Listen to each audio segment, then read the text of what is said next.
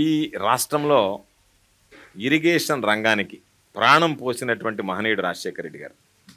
రాజశేఖర రెడ్డి గారికి ముందు ఇరిగేషన్ రంగానికి సంబంధించి ఎవ్వరూ ఆలోచన చేయలేదు. అయితే మనం తీసుకున్నటువంటి ఈ మాట మంత్రి కార్యక్రమంలో రాజకీయ జోక్యంతో నేను మాట్లాడటం లేదు, కానీ వాస్తవ దృక్పథంతో మనం చూడాల్సినటువంటి పరిస్థితులు ఉన్నాయి. చంద్రబాబు నాయుడు గారు చెప్పాడు, ప్రాజెక్టులు నిర్మిస్తే దాని మీద పెట్టుబడి పెట్టడం తప్ప రూపాయి రాబడి ప్రభుత్వానికి రాదు. అంటే రైతులకు సంబంధించి, వ్యవసాయానికి సంబంధించి, రైతు జీవన ప్రమాణాలు పెంచడానికి అవసరమైనటువంటి నీటిపారుదల రంగంలో నిధులు వెచ్చిస్తే అవి వృధా అయిపోతాయి, ఇది పెట్టుబడి రాదు, దాని మీద ప్రొడక్టివిటీ ఉండదు అని చెప్పినటువంటి వ్యక్తి.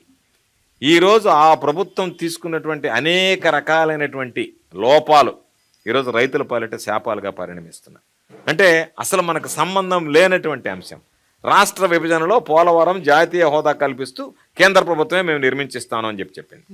కేంద్ర ప్రభుత్వం నిర్మించాల్సినటువంటి దాన్ని రాష్ట్ర ప్రభుత్వం దానికి ఉన్నటువంటి అనేక రకాలైనటువంటి కారణాలతో దాన్ని మనమే బాధ్యత తీసుకుని దాన్ని మేమే తీసుకుంటామని చెప్పి ప్రత్యేక హోదాను కూడా ఆ రోజు తాకట్టు పెట్టి దాన్ని మనం తీసుకున్న తర్వాత ఆ తొందరలో ఎన్ని తప్పులు చేయకూడదు ఈరోజు మనం చూస్తున్నాం. డయాఫ్రమ్ వాళ్ళు కుంగిపోయిందని ఒకరోజు అంటారు, గేటు పడిపోయిందని చెప్పి. ఇవన్నీ ఎందుకంటే సాంకేతిక పరమైనటువంటి పరిజ్ఞానం లేకుండా, పూర్తి స్థాయి పరీక్షలు నిర్వహించకుండా, ఏదో ఒక విధంగా మొక్కుబడిగా ఈ ప్రాజెక్టు కట్టేసి ఎంతో కొంత నీరు నిలువ ఉంచుదాం, రైతుల దగ్గరికి పోయి ఇదిగో నేను ఈ ప్రాజెక్టు పూర్తి చేస్తానని చెప్పి ఓట్లు అడుగుదాం అనేటువంటి ఆతృతతో శాశ్వత ప్రయోజనాలను విస్మరించారు. కాబట్టే ఆ పాపాలన్నిటినీ కడుక్కోవడానికి ఈరోజు అనేక రకాలైనటువంటి ఇబ్బందులు పడుతుంది ప్రభుత్వం. ప్రతి అంశంలో కేంద్ర ప్రభుత్వానికి సంబంధించినటువంటి వాటా దాంట్లో ఉంది. మేము వెళ్ళి డయాఫ్రమ్ వాళ్ళు పడిపోయిందంటే వాళ్ళు వెంటనే కేంద్ర ప్రభుత్వం నుంచి మీరు ఆపండి, మేము నిపుణులను పంపిస్తూ ఉంటారు. ఆ నిపుణులు వచ్చి నిగ్గుదేల్చడానికి సమయం పడుతుంది. వాళ్ళు రిపోర్ట్ ఇచ్చిన తర్వాత దాని మీద చర్చించాలి. దాని మీద కేంద్ర ప్రభుత్వం ఎంత నిధులు ఇస్తుందో, రాష్ట్ర ప్రభుత్వం ఏ విధంగా దానికి ముందుకు వెళ్ళాలనేటువంటి దాని మీద వాళ్ళ భాగస్వామ్యం ఉంది కాబట్టి దాని మీద స్పష్టత రావాలి. కాబట్టి ఎక్కడైతే కేంద్ర ప్రభుత్వ భాగస్వామ్యం ఉందో పోలవరం జాప్యమైంది. కానీ ఈరోజు మిగతా ప్రాజెక్టులు ఏదైతే ఉన్నాయి, సంగం బ్యారేజీ, నెల్లూరు బ్యారేజీ, నెల్లూరు జిల్లాకు సంబంధించి చిరకాల కోరిక, దాన్ని ప్రారంభిస్తే తెలుగుదేశం ప్రభుత్వంలో ఉండేటువంటి నాయకులు చంద్రబాబు నాయుడుతో సహా మాట్లాడతారు, నేను 70% చేశా, 80% చేశాను. 70%, 80% కాదు కదా, రైతులకు సంబంధించి నువ్వు ఎందుకు 100% పూర్తి చేసి రైతులకు అందించలేకపోయావు? జగన్మోహన్ రెడ్డి గారు 20% పూర్తి చేసి రైతులకు ఎందుకు అందించాడు? శాతాన్ని పక్కన పెడదాం. రైతులకి ఈ ప్రాజెక్టులు నిర్మించాలి, దీనివల్ల రైతాంగానికి లబ్ధి కలగాలనేటువంటి ఆలోచన మీకు లేదు కాబట్టి, రైతుల పట్ల చిత్తశుద్ధి లేదు కాబట్టి మీరు ఆ రోజు నిర్మాణాలను అర్ధాంతరంగా ఆపివేశారు. మీ ప్రాధాన్యతలు వేరు. ఈ ప్రభుత్వానికి రైతు, వ్యవసాయం అనేటువంటిది ప్రాధాన్యత అంశం కాబట్టి ఈరోజు వాటన్నిటిని పూర్తి చేశాం. ఏదైతే మన పరిధిలో ఉన్నాయో రాష్ట్ర ప్రభుత్వ పరిధిలో వాటిని ఒక్కొక్కటిగా పూర్తి చేశాడు జగన్మోహన్ రెడ్డి గారు. కరోనా కష్టకాలంలో దాదాపుగా 2 సంవత్సరాలు లేబర్ కూడా దొరకనటువంటి పరిస్థితి, ఏ పని చేయలేనటువంటి దుస్థితి. అయినా కూడా సుదీర్ఘకాలంగా అపరిష్కృతంగా ఉన్నటువంటి సంగం, నెల్లూరు బ్యారేజ్ లాంటివన్నీ పూర్తి చేశాం. ఆ కోవలోనే ఈరోజు ఎన్నో లిఫ్ట్ ఇరిగేషన్లు ఆయన తీసుకురావడం జరిగింది. ఇప్పుడు మీరు అన్నట్టు ఎన్నో ప్రాజెక్టులు పూర్తి చేస్తూ వస్తున్నారు. ఇంకా కొన్ని మిగిలిపోయినాయి, వంశధార ప్రాజెక్టు, తోటపల్లి ప్రాజెక్టు, అన్ని అంటే ఇవన్నీ ఎప్పుడవుతాయి అన్నది మీరు చెప్తున్నారు వస్తాయని. పోలవరం సంగతి ఒక క్లారిటీ ఇవ్వండి సార్. అంటే ఈ రాష్ట్ర ప్రభుత్వాలు ఎవరొచ్చినా చేస్తారా, ఇది కేంద్ర ప్రభుత్వమే చెయ్యాలా, ఏంటి, వాట్ ఈస్ దాని మీద ఒక స్పష్టత ఉంది. ప్రభుత్వం ఈరోజు దగ్గర ఎన్నికలకు దగ్గరకు వచ్చాం. ఈ ఎన్నికలు అయిపోయిన వెంటనే మరలా ఈరోజు ఈ రాష్ట్రంలో జగన్మోహన్ రెడ్డి గారే ముఖ్యమంత్రి అవుతాడు, దాంట్లో ఏమీ సందేహం లేదు.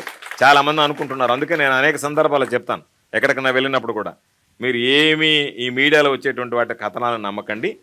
సూర్యుడు తూర్పున ఉదయిస్తాడు, పడమట అస్తమిస్తాడు అనేటువంటిది ఎంత వాస్తవమో 2024లో తిరిగి వైఎస్ఆర్ కాంగ్రెస్ పార్టీ ప్రభుత్వం జగన్మోహన్ రెడ్డి గారు ముఖ్యమంత్రి కావడం ఖాయమని చెప్పి. కాబట్టి మా ప్రాధాన్యత అంశం ఈ ప్రభుత్వానికి, ముఖ్యమంత్రి గారికి పోలవరం అనేటువంటిది జీవనాడి అనేటువంటిది మాటలకు పరిమితం కాకుండా చేతలకు పరిమితమైనటువంటి వాళ్ళం, చేతల్లో చేసి చూపించాలనుకునేటువంటి వాళ్ళం.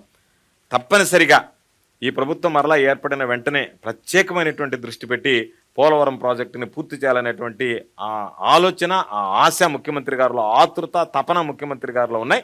తప్పనిసరిగా పోలవరం ప్రాజెక్ట్ అనేటువంటిది ప్రాధాన్యత క్రమంలో పూర్తి చేయడం జరుగుతుందని చెప్పి ఈ సందర్భంగా పోలవరం వైఎస్ఆర్సీపీ గవర్నమెంట్ పక్కా చేసి చూపిస్తాం రైతులకు సంబంధించి. ప్రతిపక్ష పార్టీ తెలుగుదేశం పార్టీ ఏం చెప్తున్నారంటే డ్రింకింగ్ వాటర్ పైప్ లైన్స్ ఇస్తాము అన్నది వాగ్దానం చేశారు. అండ్ ఎట్టి పరిస్థితుల్లో నెరవేరుస్తామన్నారు. చాలా ప్రాంతాల్లో, అంటే నీటి ఎద్దడి ఉన్న ప్రాంతాల్లో, నీరు లేని ప్రాంతాల్లో కూడా మేము ఇది తీసుకొస్తామని అంటున్నారు. సో మీరు చెప్పండి సార్, సాధ్యాసాధ్యాలు ఏంటని మీరు అనుకుంటున్నారు? ఇది కొత్త ప్రాజెక్ట్ ఏం కాదు. ఇది చంద్రబాబు నాయుడు అనేక సందర్భాల్లో మా ప్రాంతంలో కూడా 2 రిజర్వాయర్లు ఉన్నాయి, కండలే రిజర్వాయరు, సోమశిల రిజర్వాయర్. చంద్రబాబు నాయుడు గత ప్రభుత్వం ఉన్నప్పుడు కూడా కొంత భాగాన్ని సోమశిల రిజర్వాయర్ కింద, కొంత భాగాన్ని కండలే రిజర్వాయర్ కింద మేము విభజించేసాం. అక్కడి నుంచి నీరు తీసుకొచ్చి పైప్ లైన్లు వేసి ఇస్తామన్నారు. ఎన్నికలకి కరెక్ట్గా కోడ్ వస్తుందంటే 10 రోజుల ముందు ఆ రోజు సోమిరెడ్డి వ్యవసాయ శాఖ మంత్రిగా ఉన్నాడు, నా పోర్టుపోలియోలో ఉన్నాడు, నా మీదనే పోటీ చేశాడు, ఓడిపోయాడు. ఆయన శాసనమండలి సభ్యుడే మంత్రి అయ్యాడు.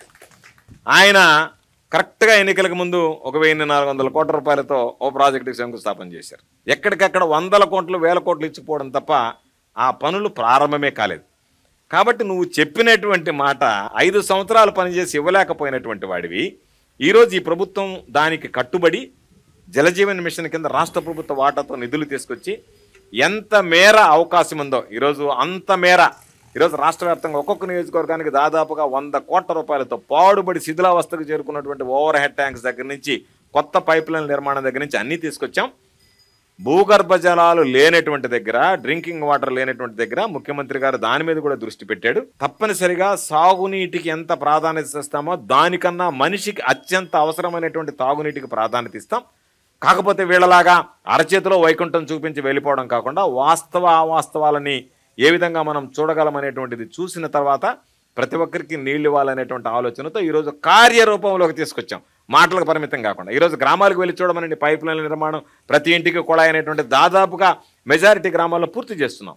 కాబట్టి 2000 బహుశా నేను అనుకోవడం 2025 కల్లా 75% ఆఫ్ ద విలేజెస్లో ఈ ప్రతి ఇంటికి కుళాయి పథకం పూర్తి అయిపోతుంది. తప్పనిసరిగా జగన్మోహన్ రెడ్డి గారు దాన్ని పూర్తి